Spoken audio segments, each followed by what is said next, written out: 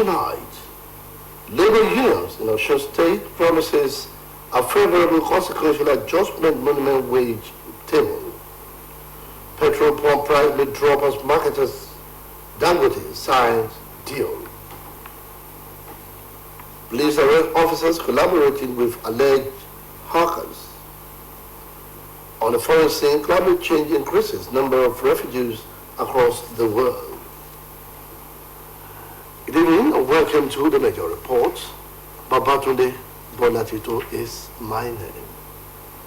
The chairman of the Presidential Fiscal Policy and Tax Reform Committee, Taiwo Oyedele, has said that Nigerians earning minimum wage or little above it will be exempted from the pay-as-you-earn tax under the new tax reform. Oyedele disclosed this via his ex-handle as he answered questions about the tax reform bills. President Bola Tinubu early in September this year transmitted 4 tax reform bills to the National Assembly for consideration. The bills are the Nigeria Tax Bill 2024, which is expected to provide a fiscal framework for the taxation in the country, and the Administration Bill, which will provide a clear and concise legal framework for all taxes in the country and reduce disputes, among others. In the meantime, Nigeria Labour Congress Osun State Council has assured workers in the state that before the end of this month, the union will come up with a favorable table for the consequential adjustment of the new minimum wage in line with the resolution of the National Labour Unions. State Chairman of the NLC, Christopher Arapasofo, gave the assurance while speaking before OSBC News. He called on workers to remain calm, adding that the union is on top of the situation as the table that will be arrived at will be satisfactory for all. He speaks. The response we've been having from government, honestly speaking, they are trying their best, but yet we are still pushing for more so that at the end of the negotiation, we'll be able to put smile on the faces of workers. When it comes to negotiation, you don't rush. It is figures that when any time you sign an agreement, it is binding on all parties. And we don't want to rush that so that we won't disappoint the masses. And we know what everyone is facing, but we are telling them to remain calm, that we will not disappoint them. We are coming with the best because we are also working on the best. We believe between now and some weeks, let me say a few weeks to this time before the month runs out, we promise workers of Osun that we will come up with a good figure and a good table. The Osun Labour leader also maintained that the December 1 ultimatum given by the workers to the state governors who are yet to implement the minimum wage was a collective and remains effective. Comrade Arapasofo noted that the ultimatum came as a result of the insensitivity of some state governors to the plight of workers. He speaks further. From the report gathered together, from the report from all states, we discovered most of the governors are not serious about the hardship that the entire workforce, the entire workers of Nigeria, or the entire populace are facing. So that brought the statement or the resolution of the Congress to agree that if by November governor or any government did not sign agreement with the organized labor, by December 1, state councils must go on strike.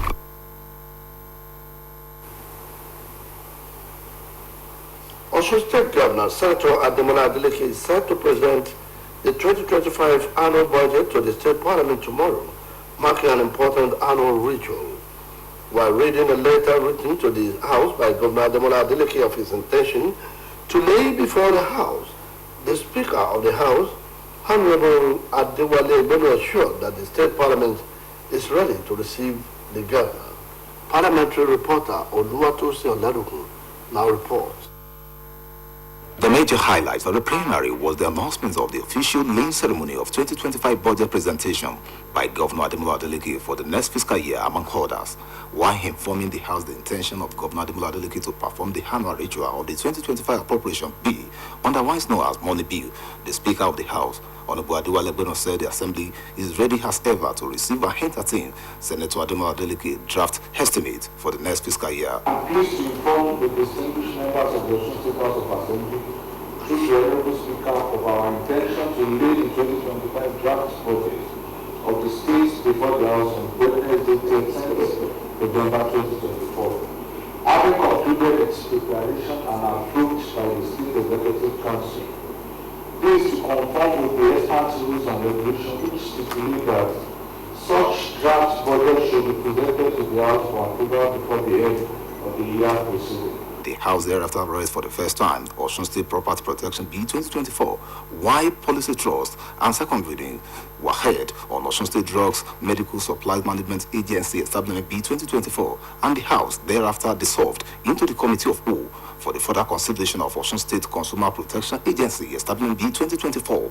Earlier, the Deputy Majority Leader of the House, Honorable Adeleke, brought and presented at the Halo Chambers tributes on the sudden departure of the Chief of Armed Staff, Lieutenant General Taoreed Lagbaja. According to Honorable Adeleke, the prominent sons of Osun State, Ilobu, born gallant officer, are diligently and devotedly used his energy to serve this nation wholeheartedly, and therefore pleaded that the Chief of Armed Staff, Lieutenant General Taoreed Lagbaja, should be honored. Mr. Speaker, Adeola, throughout Lieutenant General Lagbaja's military career, he was instrumental in many pivotal operations that strengthened Nigeria's defense and security.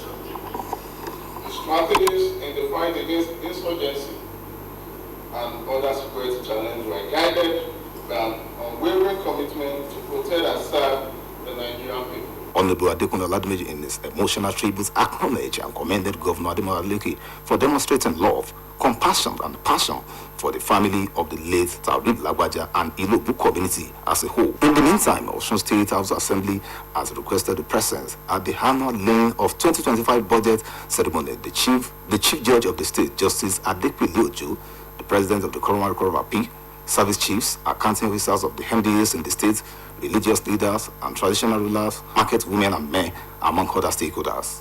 Oluwatosin Oladokun, OSBC News. At least 19.43 billion naira was spent on the maintenance and operations of the presidential air fleet from July 2023 to September 2024. The federal government spending showed that for 2024, the payouts amounted to 13.55 billion naira, representing 66% of the allocation for the fleet in the 2024 fiscal year. According to reports, most disbursements were labeled Forex Transit Fund, typically funds allocated for foreign exchange requirements to facilitate international transactions and engagements.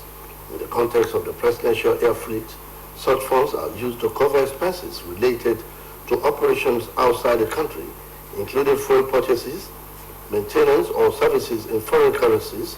A government official explained that both with aircraft on the fleet are abroad, payments are often made in US dollars or any other currency to ensure uninterrupted operation. In July 2023, 1.252 billion naira was disbursed in two tranches of 846 million naira and 675 million naira for presidential air fleet forest transit funds. Nigeria National Petroleum Company Limited has stopped importing refined petroleum products and is now off-taking fuel from Dangote Petrol Refinery and other local refineries. NNPC Group's Chief Executive Mele Kyari disclosed this at the ongoing conference of the Nigerian Association of Petroleum Explorationists, which was held in Lagos and themed Resolving the Nigerian Energy Trilemma, Energy Security, Sustainable Growth, and Affordability. This is coming at a time when some petroleum marketers insisted that they will import petroleum products and sell it at price lesser than that of the $20 billion refinery. President Bola Tinubu had earlier said the country spent an average of 2 trillion naira on importation of fuel monthly. According to President Bola Tinubu, the launch of compressed natural gas into the country will save the country over 2 trillion a month used to import PMS and AGO and free up Nigeria's resources for more investment in healthcare and gas education. In the same vein, the Independent Petroleum Marketers Association of Nigeria has secured an agreement with Dangote Petroleum Refinery to leave product directly. According to the association, this will ensure the availability of petroleum products to Nigerians at a cheaper rate.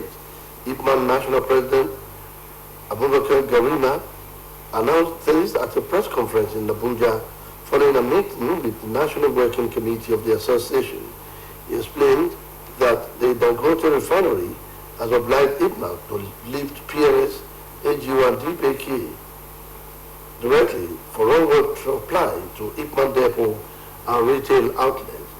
He added that this new arrangement with the Dangote refinery will ease and ensure steady and ceaseless supply of PMS products all over Nigeria at an affordable rate. The convener of the Conference of Life 2024 organized by the Living Christ Evangelical Ministry, Listen Headquarters in Elisha, Reverend Oluwayemisayo Oduwale, has implored Christians in particular and humanity in general to live a life of holiness and always remember that everyone will give an account of stewardship before God. Reverend Oduwale made a call at a Thanksgiving service that covers the 2024 annual conference of the church in Elisha. Our reporter, Oluchi Amuda, now completes the story. The members of the Living Christ Evangelical Ministry, LISEM, from different parts of the state converged on the church headquarters in Elisha for a special Thanksgiving service that climaxed the annual conference of the church as they sang and danced in appreciation to God for his faithfulness over them, despite the challenges bedeviling the nation.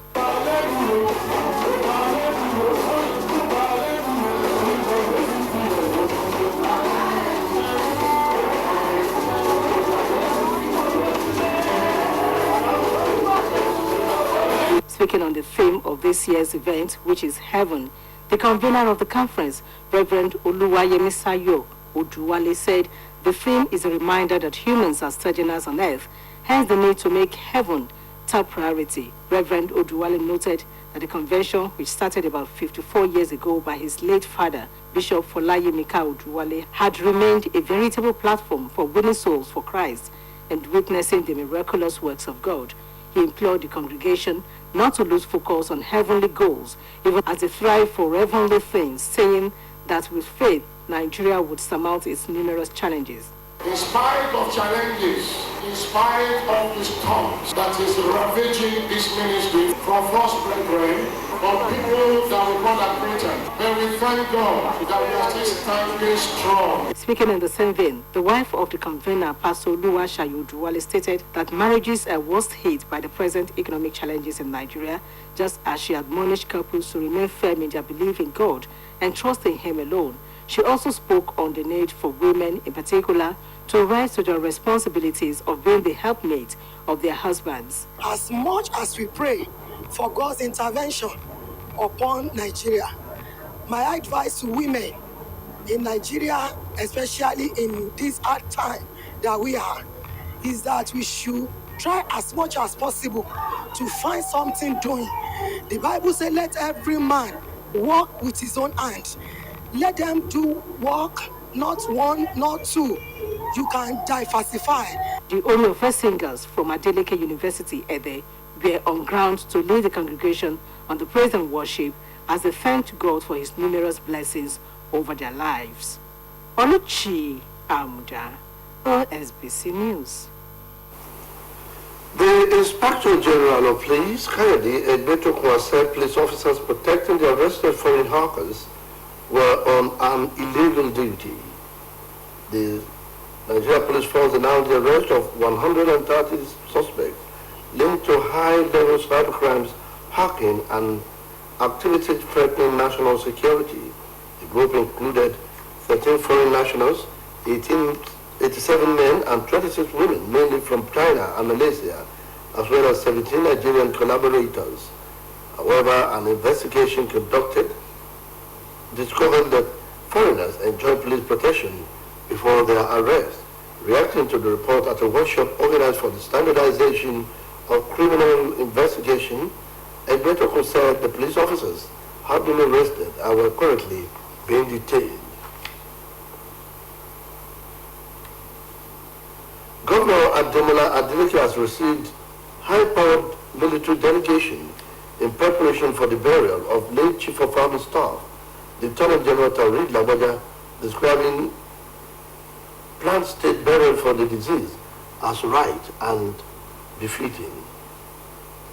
Receiving General Kamar Shola Yusuf, who led other 7 serving generals in his office, Governor Adeleke described the late Army Chief as a bright star of Osun State and Nigeria that dimmed too early, noting that his service to the fatherland will never be forgotten. The governor commended the decision of President Bola Tinubu to grant the late Army Chief a state burial and also applauded the declaration by the Army delegation that all 4 communities projects started by the deceased would be completed. At the palace of the Ologbo of Ilobu, Oba Ashiru Olaniyan, Governor Adeleke pleaded with the community leaders to ensure sustenance of peace as a mark of honor for the transition of Lieutenant General Lagbaja. A statement by spokesperson to the governor, Olawale Rashid, quoted the governor as calling on the people of the area to honor the memory of the late general by maintaining peace, saying Osun cannot afford any bloodshed again, but push for common development of the local government and state. The governor told the king and community leaders. Earlier, the team leader, General Yusuf, told the state government that he brought condolence letter from the military leadership to the governor and to inform the state leadership of the burial plan for the late general. Muslims have been admonished to dedicate their lives in service to Allah while on earth, and everyone will give account of their stewardship in the hereafter. Chief Imam Koreeb Ijetu with the Central Mosque, Alhaji Muhammadu Kasali gave the admonition at the 40-day Fidah of Alhaji Moshurat or Nadimeji in Osogbo. The report.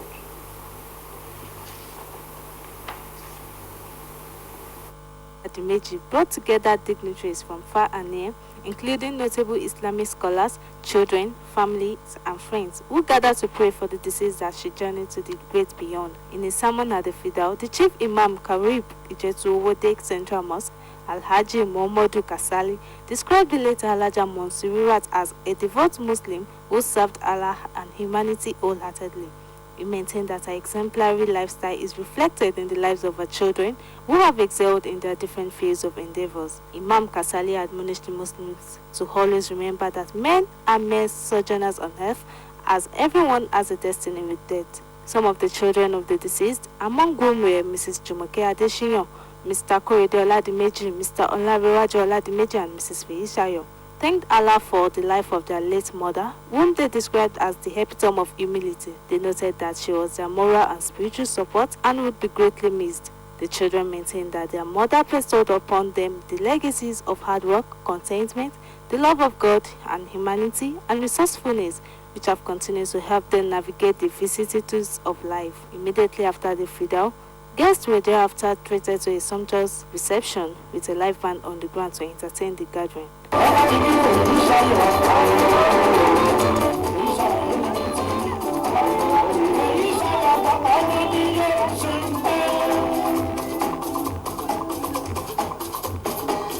Alhaja Monsururat Oladimeji died at the age of 75, and she is survived by children and grandchildren. Angela Agbola reporting for OSBC News. Now welcome to our sports segment.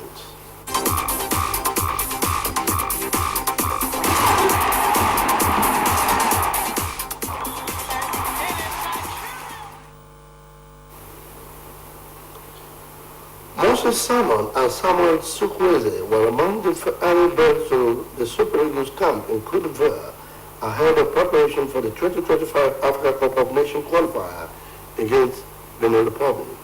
The post says 6 other players, Amas Abasoge, Raphael Onyedika, Frank Onyeka, Bruno Onyemachi, Gabriel Osho, and Fisayo Delibashiru also arrived in Abidjan.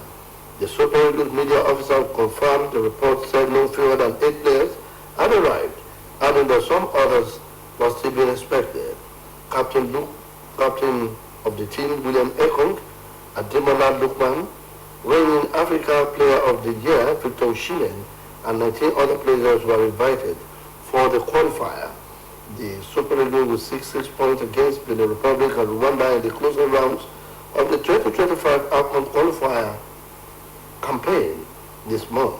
The team's camp opened officially on Monday in Abidjan ahead of the confrontation with the Chichards of Benin Republic at the State Felix Ofen-Boigny. The Super Eagles are expected to travel down to Rio ahead of the final qualifying game against the Amavubi of Rwanda at the Gospel Apabio Stadium. And out of foreign stories, displaced children stand near flooded United Nations High Commissioner for Refugees tent following heavy rainfall in Kassala, Sudan. Climate change is helping to drive a rising refugee crisis, adding that a huge number already displaced by conflict according to a United Nations report. 3/4 of the world's forcibly displaced people live in countries heavily affected by climate hazards. The UN Refugee Agency flooded United Nations High Commissioner for Refugees said in the document released, half of displaced people are in locations affected by both conflict and serious climate hazards, such as Myanmar, Somalia, Sudan, and Syria. UN High Commissioner for Refugees Filippo Grandi said that the climate crisis is driving displacement in regions already hosting large number of people affected by conflict and insecurity, compounding their plight and leaving them with nowhere safe to go. And that ends the major report on OSBC TV. It was edited by Christiana Odamo. Babatunde Bolatito is my name, saying goodbye.